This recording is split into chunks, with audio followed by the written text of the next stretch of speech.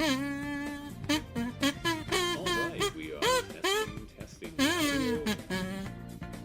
Oh boy, looks like we have two audio inputs now. Okay, please let me know if you can hear me, and let's go.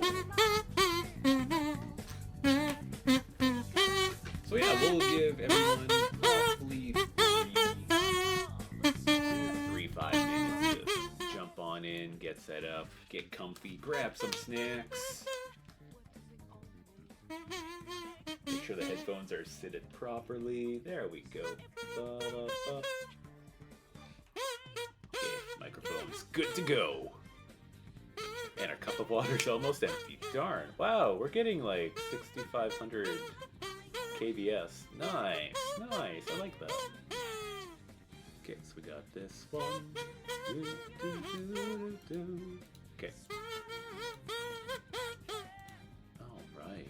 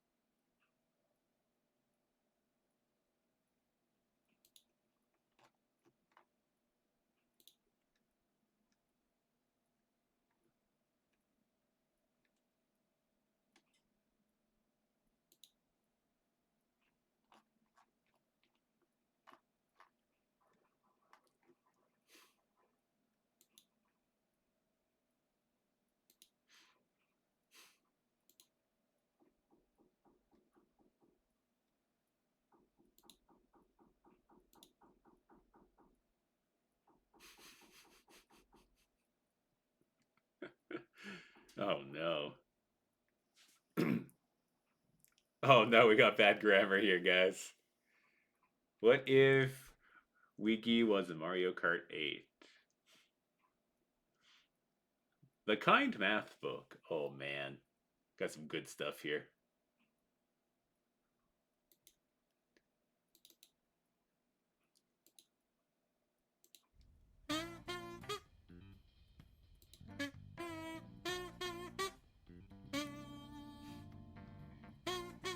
Moo. I thought it was supposed to be muted.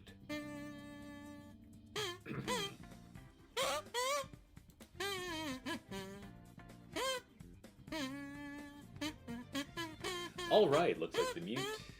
Mute. Nope, no mute. We can still hear it just fine. Interesting. Alright, let's go. We'll jump right in.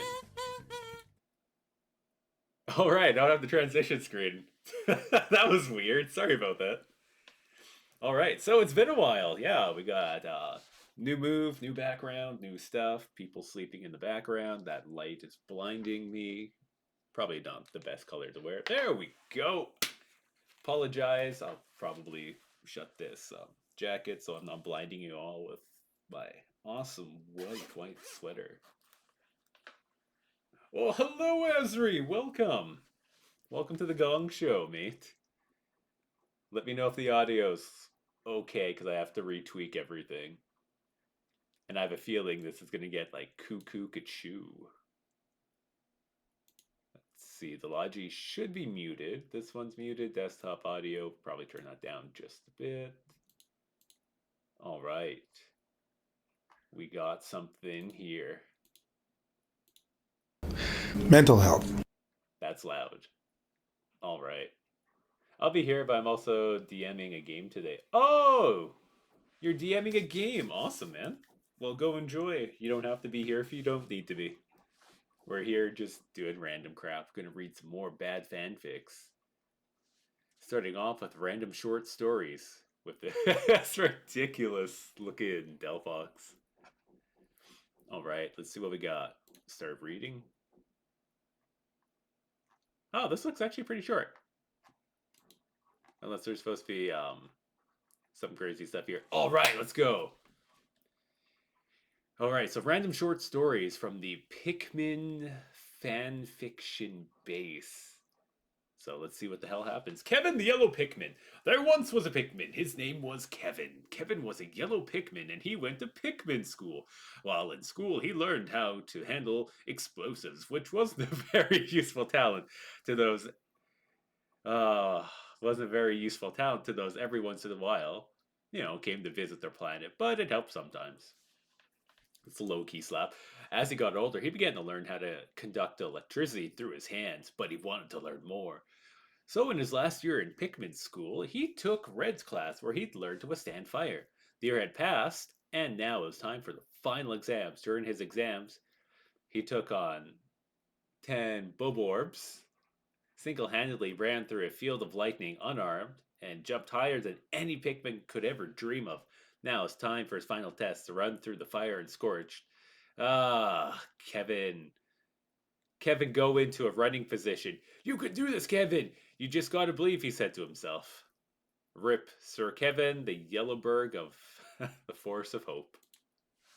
Dead. The kind math book. Why do we need school? Music. We have YouTube for that. Sport. There's a Wii. Spanish. There's Dora. English. There's everything shortened anyway. LOR, LOL, BRB, IDK, math. That's why we have calculators. Geography. I'll buy a globe. History. They're all dead anyways. That's cute. All right, let's go. Once upon upon, you spelled upon wrong. Oh man. Can I highlight that? Oh, typo number 1. I forgot that bell. I don't have that bell thing where it's gonna go like ding, ding. Anyways, because I do want to keep that tracker for all the bad error. Anyways, once upon a time, there was oh my god, I can't freaking read. Okay, once upon a time, there was a so-called kind math book that would help all the little children all over the world with their math homework. Just kidding, there's no such thing as a kind of math book. They're all evil. Cat body language guide. Look at me, pet me, me, feed me, play with me. Alright, magicalness stuff. What year is this made, actually? Kind of just curious here. Oh dear, freaky stuff. Full of smut and, oh man. I don't think that's going to be stream safe. Alright, there are lots of magical things in the world, like unicorns, fairies, faucets, zippers, etc. But the most magical thing of all would have to be the Super Cats! The Super Cats are a super magical organization of cats with special powers. As the group name implies. S, so magical. U, unicorns not allowed. P, puppies are pretty. E, extra yarn to play with. R, really good food. Cats, cats of magic. A, an amazing place. T, tutus are frilly. S, stop trying to sneak in, George. With the Super Cats on the job, we can all feel safe. Oh no, look! There's a bomb about to blow up in town square. Super Cats, please save us! Super Cats just sit there and play with yarn. Okay, well, I guess we're all doomed. The whole world explodes and the cats are the only ones that survived. Huh. I feel like my brain just died. That's not what I was expecting. What if Ouija was in Mario Kart 8? This doesn't even seem like it's Pikmin related at all, but whatever. Everyone casually drives in the race. Yoshi was in first, Bowser in second, and Toad in third. Then Ouija joins the race. He drives by everyone at amazing speed. Then everyone turns into Ouija. Now there's a Ouija army, so Ouija wins no matter what. Wow, that really is short. I don't think the thingy. Humans! That looks like something from Adventure Time. Story time. Okay, so today at school, my friend had a candy cane, but she didn't want to give it to me. I tried to give it back, but she wouldn't take it, so I decided to keep it. Then this girl took it and ate it. If Kirby could talk, the innocence. Oh, that's really cute. It looks like a tarot card. Oh, what would the world be if Kirby could say stuff other than hi or inhaling noises? We'll find out. Kirby eating. Ah, those things with the watermelon looking bag thing steals all the food. Kirby, get back, you. Beep, beep, beep, beep, beep. All those things with the watermelon looking bag things at DDD's castle. Give me the food back or else. Or else what? Punches him. Give me the food. DDD never eats all the food, so Kirby couldn't take any. No! The end. Oh, what anime is that? So instead, he wins the race, but not when you're Levy and Lucy. Uh, I can't remember where that's from. Anyways, New Year's Eve. Does anyone have their family come over on New Year's Eve when they just completely destroy everything in your house? Like literally, and you have to get in trouble for it? Well, I know I do, but to make up for the food they make, it's pretty good. When you're late. What the hell's that thing? Oh, it's one of those Mii fighters from Smash Bros. Looks like Rosalina's thing is on top of it. Okay, so one problem I always have after reading a book, watching a show, or playing a game, like I become overly obsessed with it. And the thing is, it's always something old that no one likes anymore, or 98% of people never even heard about. You've reached the end of published arts. Last updated January, 21st, 2016. True, true. Tenjiro. I've been obsessed with a many thing you described. It was like, hey guys, I found this cool thing. It's great, and you should probably read, watch, play it, whatever. And they're always like, the heck you talking about? That's from like 5,000 years ago, dude. I haven't seen it and don't want to. Aw, that was 7 years ago. Oh no. Well, guess we can knock that one off the list. All right. So we are going to do a Pikmin retelling.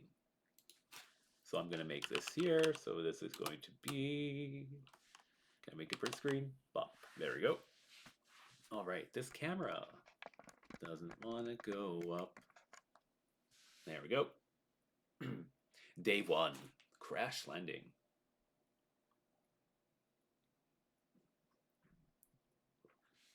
A dull ringing had become the first thing to grab my attention, coupling itself very well with a pounding headache and the faint alarm of my spacesuit as I came to. I could only manage a slight, sharp intake of breath, feeling winded from the drop into the atmosphere of this strange planet. My ship had become horribly damaged, the hull no longer present to have me kept inside upon impact. I had been flung short distance away on my back and struggling for air after having briefly fainted. My eyes were squinting as they focused on the clouds above. I was doing my best to try and relax, even if it had to be forced. In my current panic state, I'd have no chance of even standing up properly. In the next few hours, beginning to control my shaky breath, I let my hands wander carefully across the short, thin foliage beneath me. Even though the thick gloves of my suit felt it so soft and almost moist, showing the signs of recent rain. I could feel pressure rise in my chest as I made these observations, and soon I was able to bring myself to a sitting position. I let my head turn and look at my beloved SS Dolphin, almost immediately regretting this decision. The engine was visibly missing, as well as the radiation canopy, the gauger counter, and at least 20 other parts. I felt my heart sink in my chest a little. Those parts could just be anywhere on this planet. I only have 30 days before the oxygen on this planet would suffocate me to death. I would kind of wonder how he'd actually know that first. Well, I guess he's been to different planets, so that make actually quite a bit of sense based on the story and the plot and all that. As much as I tried to relax, doing so was difficult with this knowledge swarming my attention. As soon as I regained enough of my balance to stand, I began to wander through the field like area in front of me in hopes of finding something to keep my mind occupied, at least until I could come up with a plan. Even if I somehow found and reinstalled my engine, there was no way I could leave this planet and get home in one piece. I decided that for now, I need to take one step at a time to find the engine before even thinking of anything else. Without that, I wouldn't even be able to leave the surface of this planet. And I certainly wasn't keen to find out what lurked here at night. Oh, nighttime. Continuing forward, my attention was drawn to a strange brown mass that had partially buried itself into the ground. Instinct told me to back away and pretend I'd never seen it, but curiosity won the battle. For my focus as I got closer, my eyes scanned over the odd pattern that rested at the bottom, almost obscured by the grass surrounding the object. I took another step and attempted to bend down to examine it closer, but my thoughts were interrupted by what sounded like a faint popping sound above me. I shifted back a step and looked up, noticing that a flower had suddenly bloomed at the top of the object. Before I could even begin to think to back way even further, the entire structure burst from the ground and sent me tumbling back. Sitting up with a groan, I took a new closer look at almost what appeared to be a kind of ship. I decided to call it an onion, given its oddly reminiscent shape. It had brightened in color to a vibrant red that rivaled the glow of my helmet's antenna. A strange ball of light. Sorry. A strange ball of the same color had spewed out from the top of the flower, burying itself far into the ground and sprouting out the leaf. Curiosity once more tried to pull me closer, but this time I let my instinct take over, and I backed away even further without, you know, being bothered to stand. Whatever this ship was, it certainly held capacity for some kind of life. But hostile or not was not the most important question. If I could avoid it, I wasn't going to let myself fall prey to the creatures that were no chance of escape or recovery. Making even one wrong move without being able to depart to the sky could easily mean death here. Again, I stood carefully weighing my options. Surely whatever this onion had spat out could be that large, and if it were hostile, it would most likely be able to escape the ground in the same way the onion did and attack regardless if I were to disturb it. After assuring myself once more with a hand to my chest, I approached and wrapped around the other stem of the strange red plant. I yanked my hand back almost immediately, eyes wide, focusing on my gloves. Even though the thick material, I could have sworn I felt it begin to throb, as if in reaction to my presence. It took me a moment to focus before I could convince myself once more to wrap my hands around this strange foliage. With one pull swift, I managed to dislodge it from the ground and sent it short ways behind me. A strange red creature stood now behind me, looking similar in shape to myself, albeit a bit thinner. It had a protruding yet thin nose that rested between two semi-large eyes, both of which were staring right at me. The leafy protrusion that I'd pulled it out with swaying back and forth, despite the creature lacking a mouth. It was making a soft, chittering sound at me. It became it came closer as I backed away, although its gait was no way hostile, nor did it come close enough to attack had it wanted to. It kept a short yet respectable distance from me and tilted its head to the side whenever I stopped moving. I assume it must have been examining me, much in the same way I was examining it. I couldn't help but smile. Finally distracted enough for my own dilemma to calm down. This creature seemed to at least be somewhat friendly, even though for the time being it looked much like the pick carrots my wife would cook into my favorite soup. I just thought I just thought, huh? I just thought brought. Oh, I just, the thought, oh my god. I can't read that. Just the thought brought fond memories in hopes of returning the Hoka. Oh my god, Hokotate. I think it's Hokotate or Hokotate. Hokotate. I think it's Hokotate. Maybe as an English speaker. And as I continued to stare at this fascinating creature, I began to become more and more hopeful. Surely the onion could sprout more sprouts, and with a large number of them, it'd be entirely possible to both locate and recover all parts of my ship. I believe I should call them Pikmin. I wonder how long this is.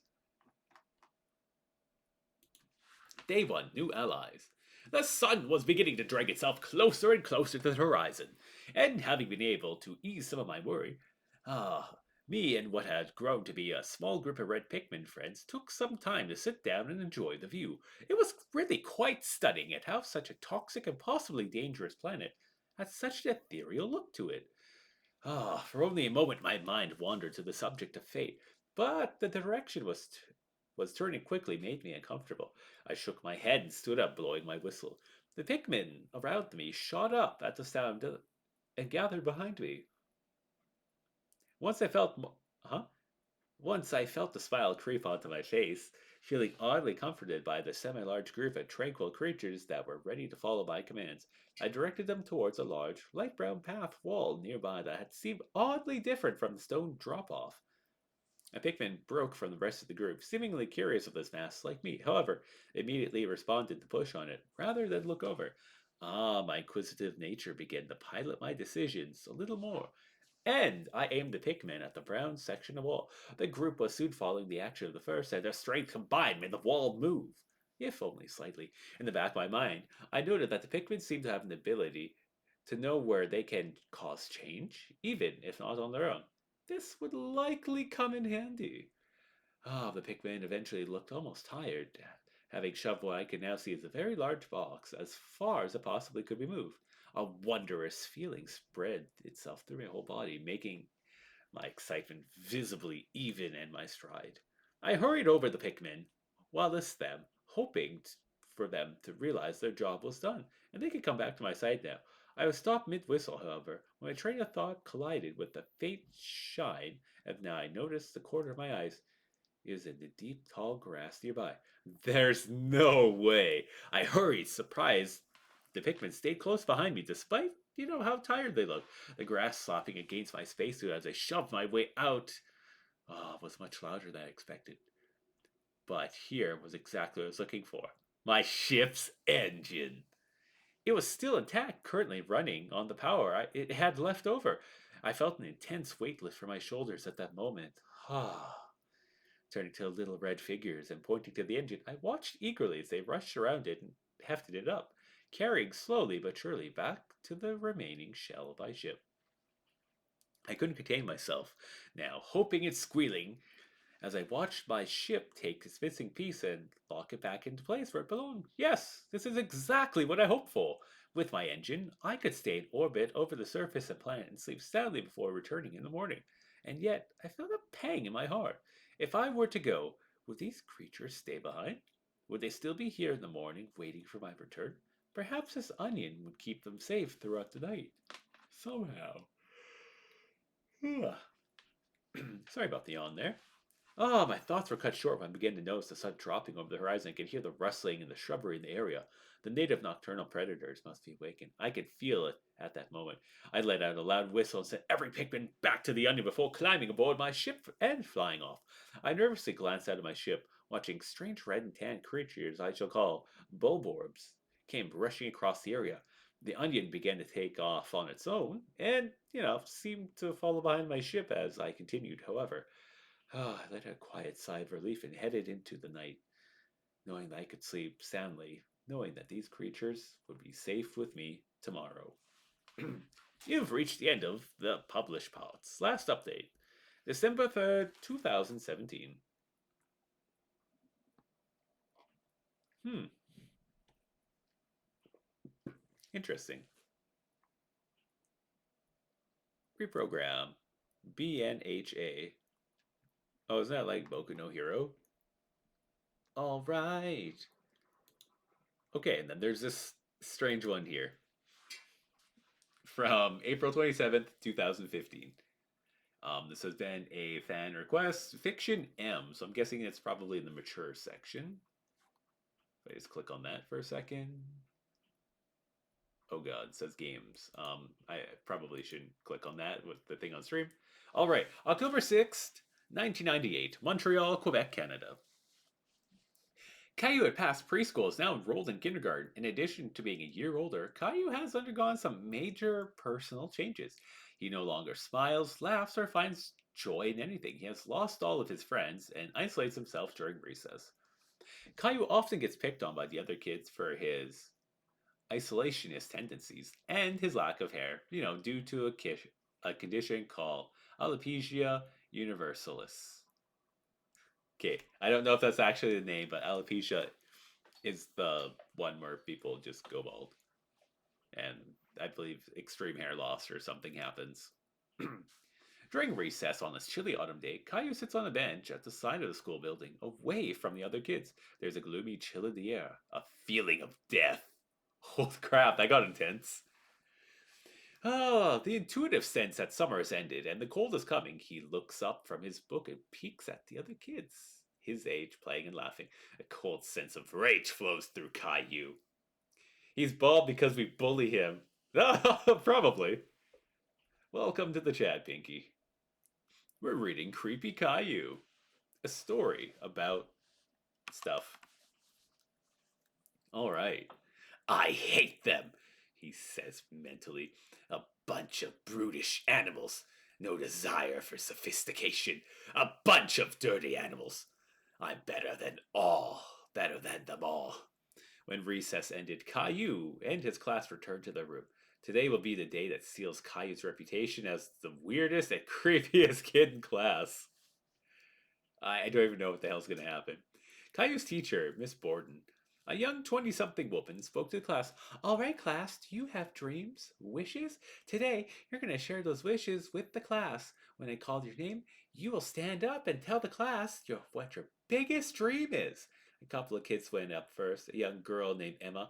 My wish is I want to be an astronaut. Another kid, I want to be a fireman. Caillou, it's your turn. Caillou, you're a 5-year-old Coco Melon STFU. Oh, basically. Oh man, Coco Melon. Ugh, I don't want to think about that. Caillou, it's your turn. Caillou stood up straight and proud and said, I want to marry my daddy. One day, my mommy will be gone and me and daddy will live together and be husband and wife. We will sleep in the same bed and we will. Before Caillou could finish, a boy shouted, Caillou's up! Probably can't say that word. Caillou's an F. He's a gaff. The rest of class laughed at him, calling, oh my god, bald gaffy or get you. Caillou is furious. You all make fun of me? Someday I will be your master. You are all beasts, and I will be your god. You will all suffer for subjecting me to the darkness. Oh, this sounds like a Kingdom Hearts reference. Epic rap battles of AI. Yeah, Caillou versus Cocomelon. I do remember that. Emotional damage. Holy, that was loud. I think I've got emotional damage from that. I'm going to turn that down just a wee bit. Holy crap. All right, let's see where we are. Let's see. Caillou stomped into the corner and pouted. His teacher quieted the class, lectured them on using hurtful words, and told the class to apologize to Caillou. After class was over, Caillou's teacher pulled his mother to a separate office to talk to her about today's incident. Miss Bordeaux, I don't know how to phrase this slightly, but I'm concerned about your son. Only emotional scars here. Oh, only emotional scars. Hey, do you have any. What was the quote? Do you have any. Are you physically hurt? No, only emotional scars or something like that. I think that was the girl from Shin-chan in like season 2 or 3. Why? He doesn't get along with the other kids. He's often by himself, and today an incident occurred. Caillou told us the class his biggest dream was to marry his father, which I'm sure is nothing to worry about. He probably has a very close relationship with his father, no? Yeah, my husband's a great father. He's 5. What's wrong with a 5-year-old expressing love for a parent?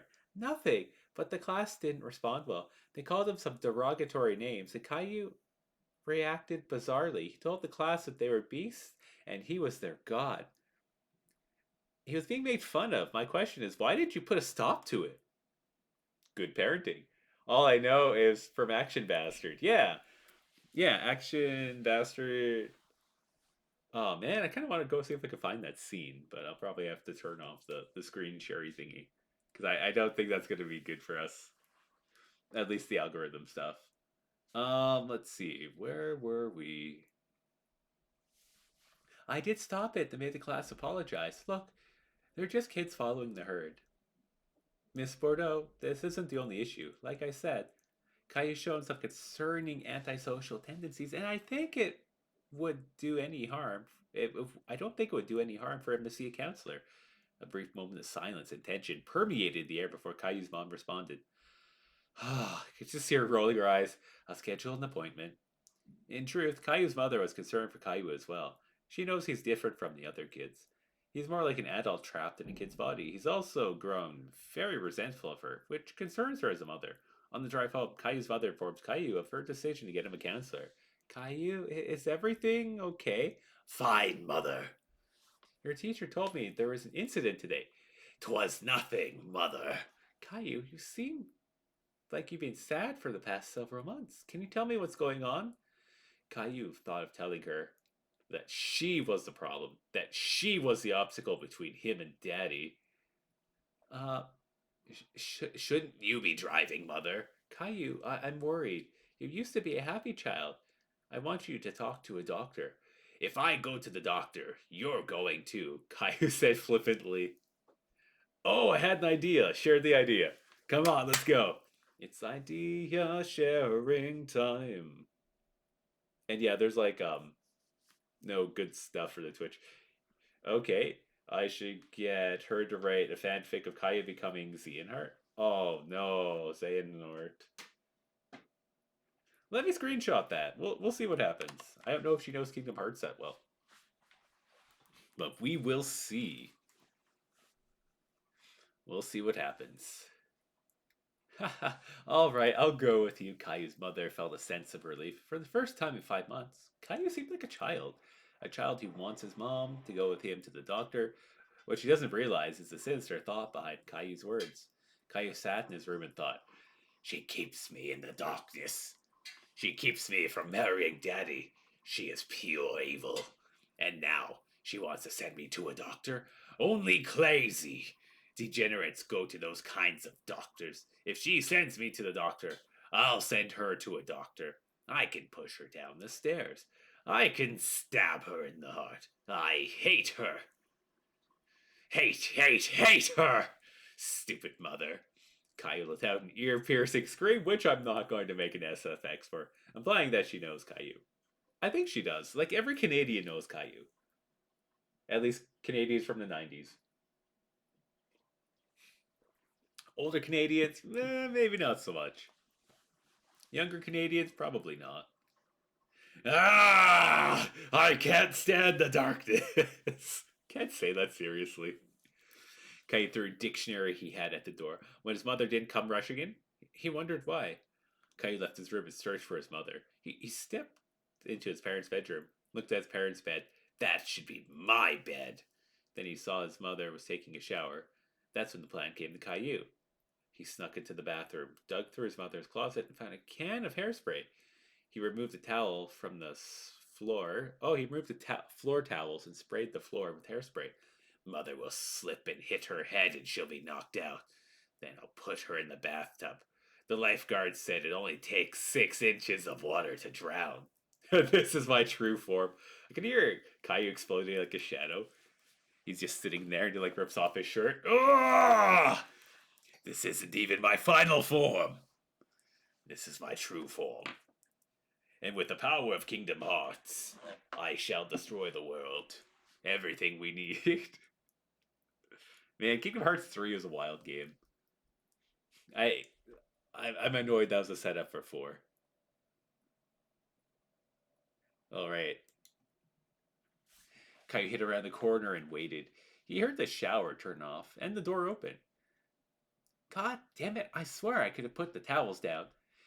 She walked a few steps before she let out a gasp and fell with a loud bang. Caillou peeped around the corner and saw that his plan worked perfectly. She had hit her head on the side of the bathtub and was out cold.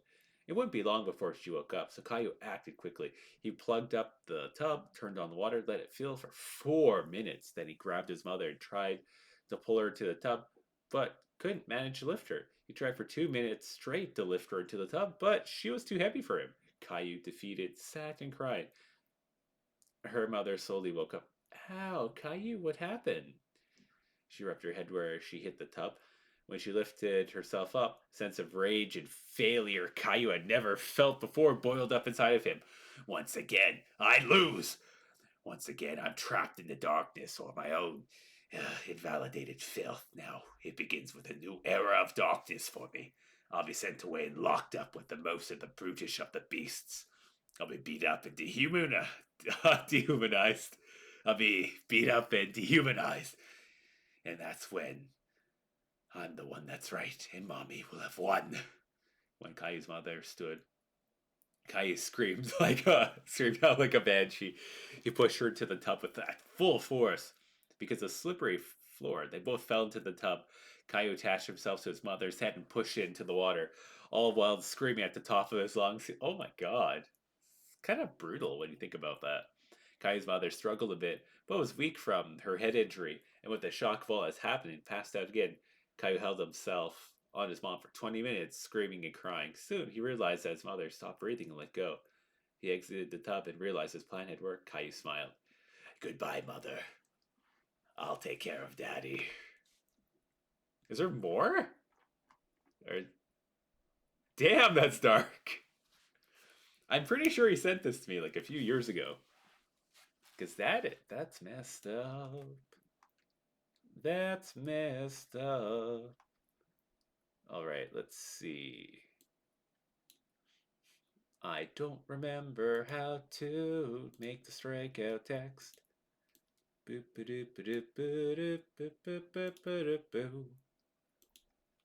read it in the YouTube video. Oh! I think I remembered that. That was quite a few years ago. Same with Yugi Island. Yeah, Yugi Island was interesting. I'm pretty sure there's another fanfic thing here. I was gonna try and read. Although dueling for dominance was actually a pretty good line. Let's see what we got. Okay, so yes, Creepy Caillou. We did that one. All right. Okay, what's this one? Oh man. I guess it doesn't exist anymore. Okay. Well, that's disturbing. Oh dear. Alright, well, let's see what we got here. Okay, so let's go back to Karen's stories. Pretty sure. Yeah, The Passionate Stylist. Alright, so I just gotta keep track of where we went with some of these stories. So I think Did I Miss Something was the next one.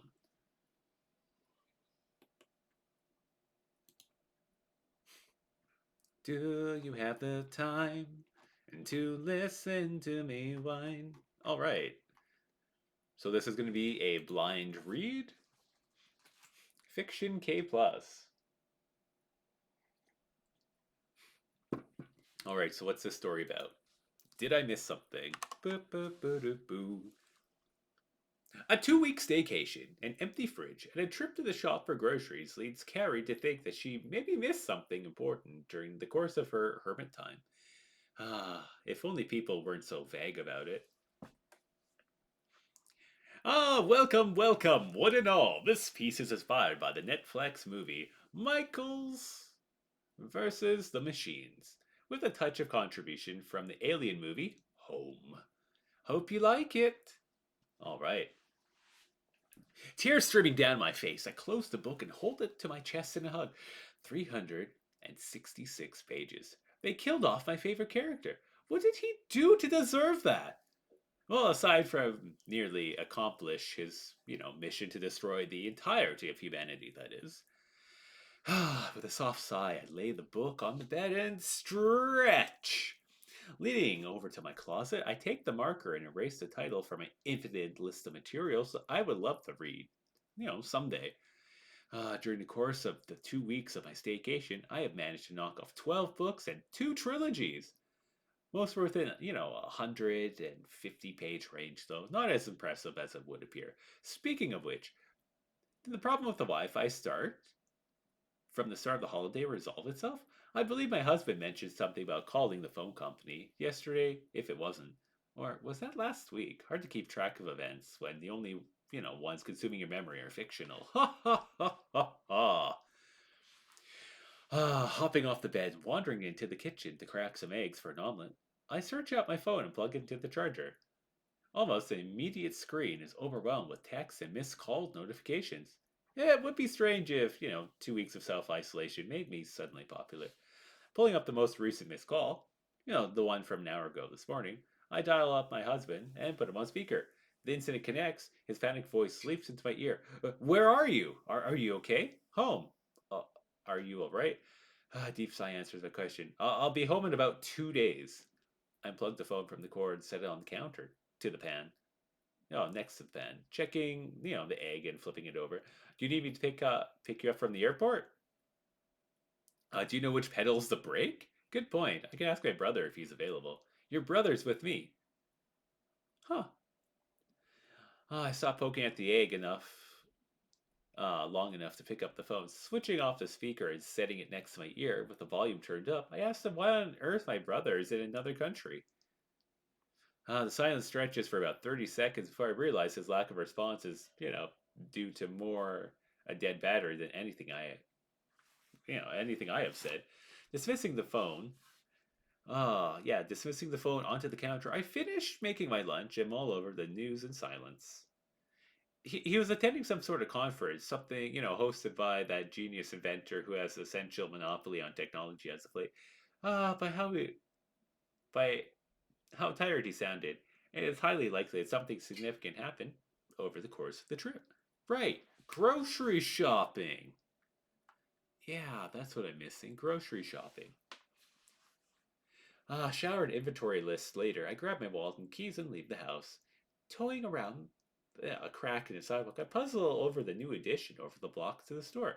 The child greets me as I open the store, but then falls silent. Strange. Usually Becky chirps up with, a custom greeting. Whether stocking the shelves or reconciling her number, she always seems to know just who is at the door. Letting it fall closed, I check the counter first. No Becky. Or anyone else for that matter. Maybe she took a day off and forgot the lock up? A duck behind the counter and a password later leaves the keys in my hand. While searching for some paper to leave a note, the door chimes in. Sorry, Becky's not in today. Who? I glance up from the paper to see a stranger, clothes rumpled and eyes sunken with fingers trembling in a desperate need of a coffee. Back corner, self-serve. He waves a hand, already halfway there, disposing of it in a large oversized bag of chips and various candy bars and goodies on the counter. He fishes the phone out of his pocket. Tap? Of course! Processing his payment, he gulps down a cup and an exaggerated slurp. Oh, you have no idea how thankful I am you're open. Still have another 6 hours to go. Long trip? You're telling me. Not nearly as bad as my buddy, though. He's got a week. Bathroom? Here. I hand him a key and, point to the door. Handing him the bag with his food, I divert my attention to the emergency contacts and dial Becky's cell. After it, clicks after 4 rings, relief, flooding the earpiece. Someone's here. How's the store? Fine, but you left the door unlocked.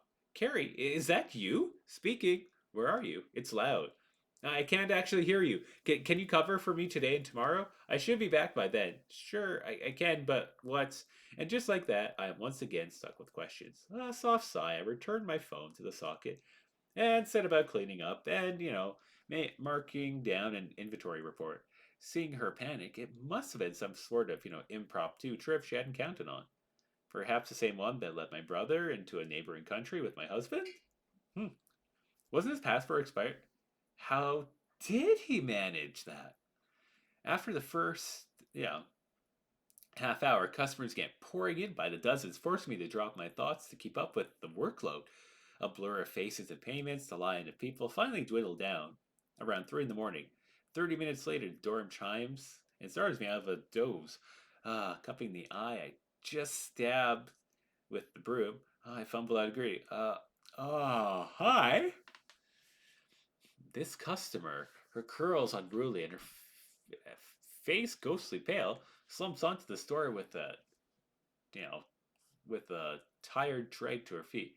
Grabbing items nearly at random, she stops which gets through the aisle with the miscellaneous merchandise is kept. No chargers? Yeah, sorry.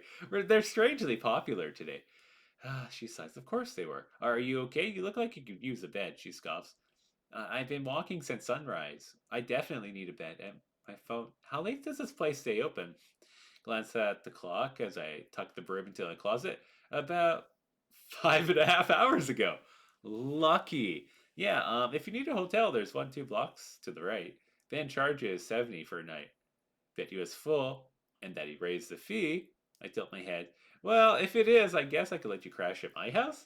I don't think it should be on the road in that condition, especially without a working phone. Ah, she brightens up my offer. Some of the life returned to your face. Really?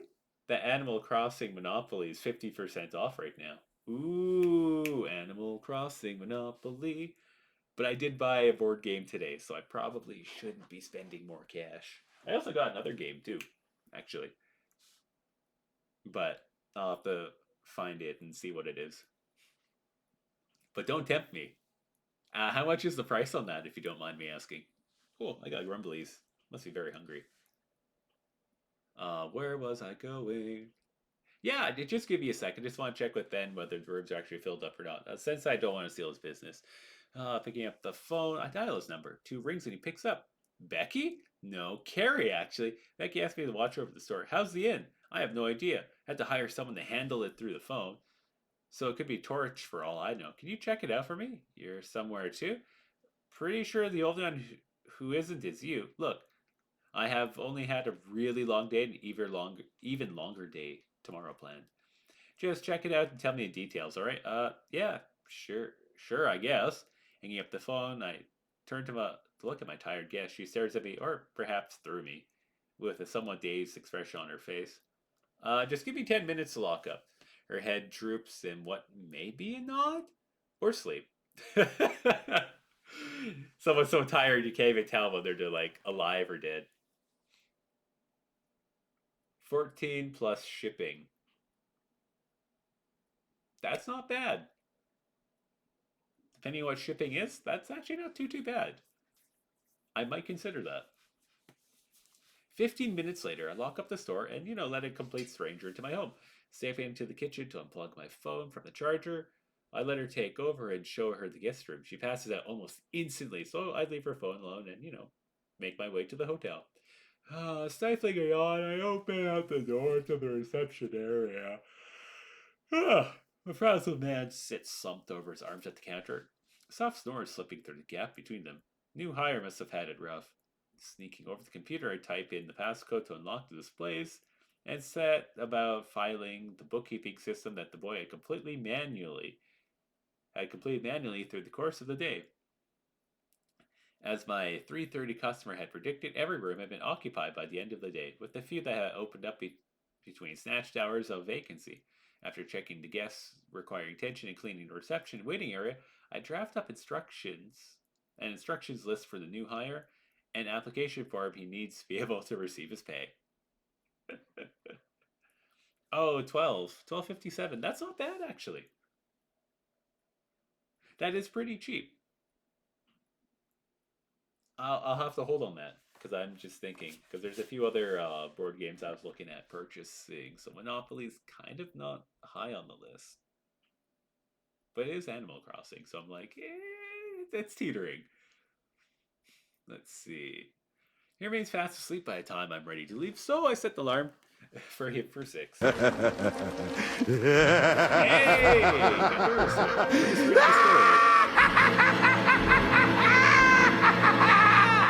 Welcome.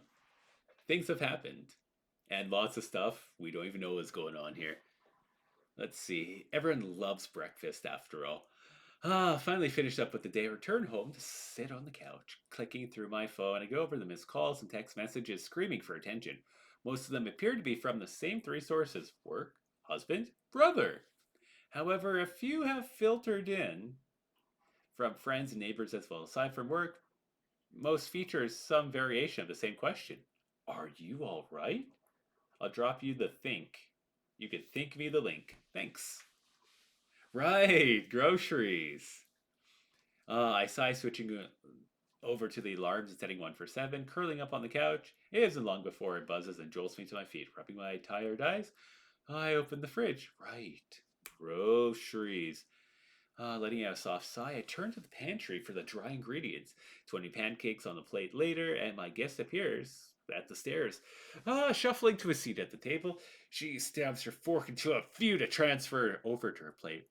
Drizzling the syrup and spooning a handful of frozen strawberries on top, she stuffs a hearty mouthful into her cheeks, following a brief "thank you," adding the last batch to the pile. Sit across from her and do the same.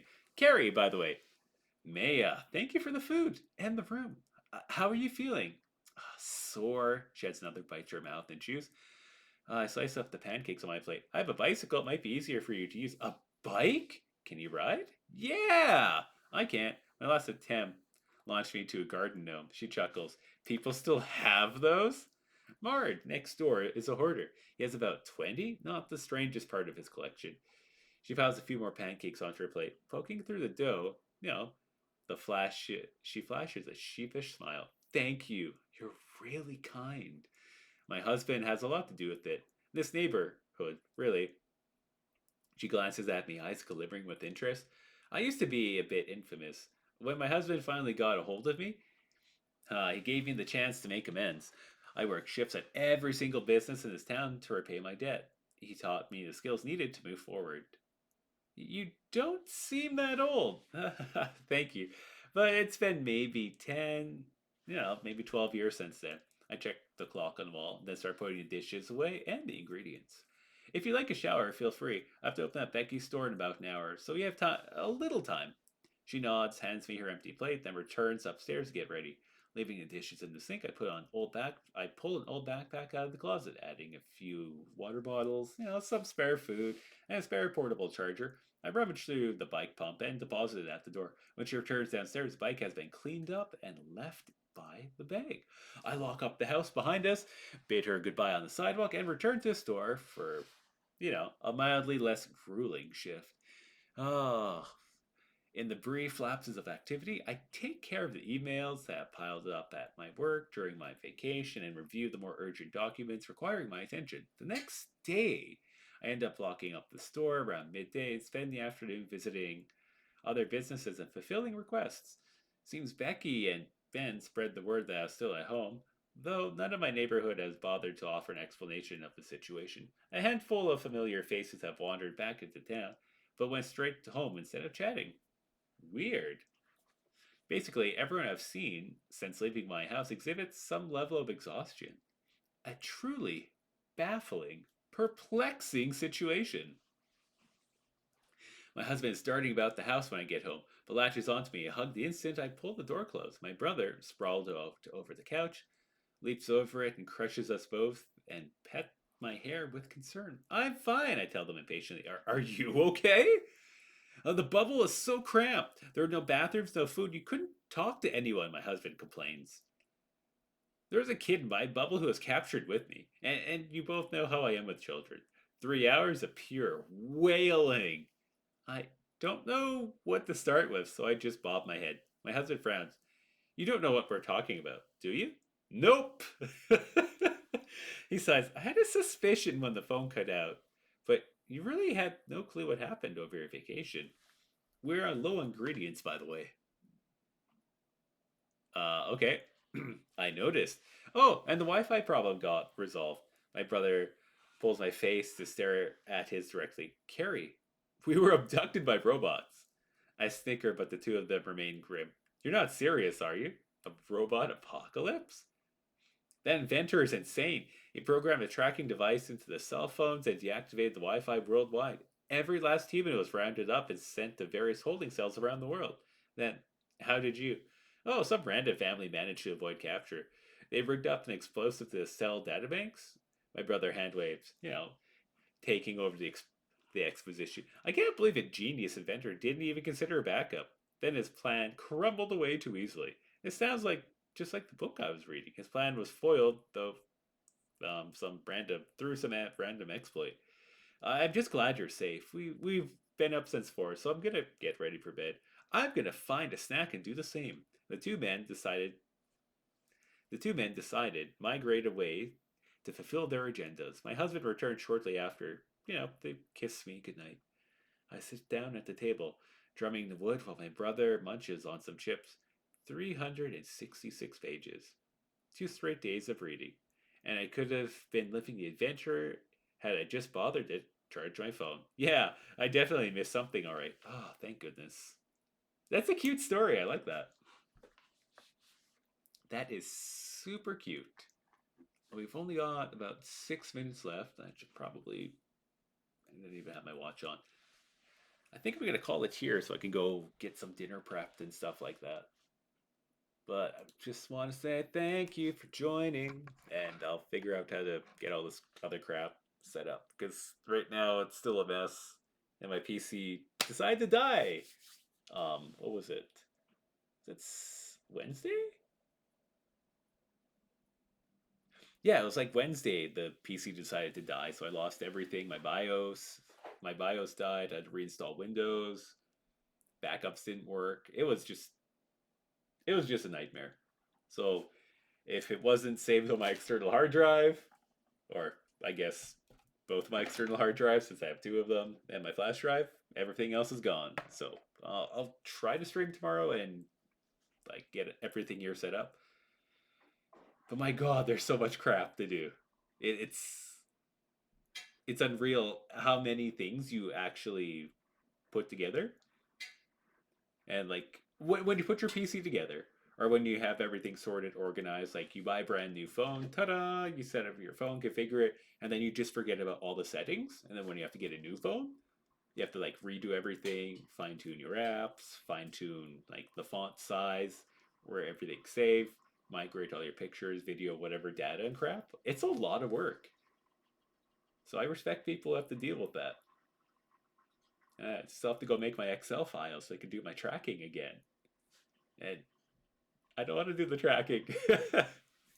Anyways, thanks for joining. I don't have an ending screen. I don't have anything else set up because I just did the bare minimum for just getting online. So I'll try to do a little bit more tomorrow. And then we'll see how this goes. So yeah, have a good night. Thanks for joining. And we will go see if there's somebody we could at least raid. I don't even know if anybody's online actually. Oh, I do have a mate online. Let's see. Yep, there we go. We'll go join Marisol. All right. Let's see. I think this is still a... Yeah, so these commands work with Moobot. That's awesome. So we'll go give her a shout with Oogly Fake Balls Boo. Copy the message. Oh, she's doing music.